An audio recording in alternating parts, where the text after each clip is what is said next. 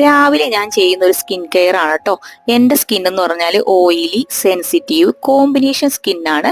ആദ്യമായിട്ട് ഞാൻ ഫേസ് നന്നായിട്ട് വാഷ് ചെയ്യും. അതിനുശേഷം ഞാൻ ഇന്ന് ഉപയോഗിക്കുന്നത് ഒരു പ്ലമ്മിന്റെ വൈറ്റമിൻ സി സ്കിൻ ടോണർ ആണ്.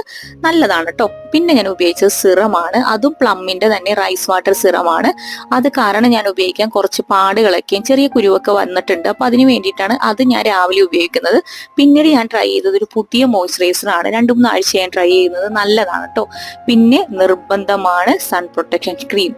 ഇത്രയും, അതായത് ഒരു 3 ഫിംഗറിൽ അത്ര അളവിൽ സൺ പ്രൊട്ടക്ഷൻ ക്രീം വേണം. നിങ്ങൾ കാണുമ്പോൾ ഒരു വെള്ളപൂശി പോലെ തോന്നുമെങ്കിലും കുറച്ച് കഴിയുമ്പോഴേക്കും അത് ഓക്കെ ആവും കേട്ടോ. ഇതങ്ങനെ വൈറ്റ് കാസ്റ്റ് ഉള്ളതല്ല.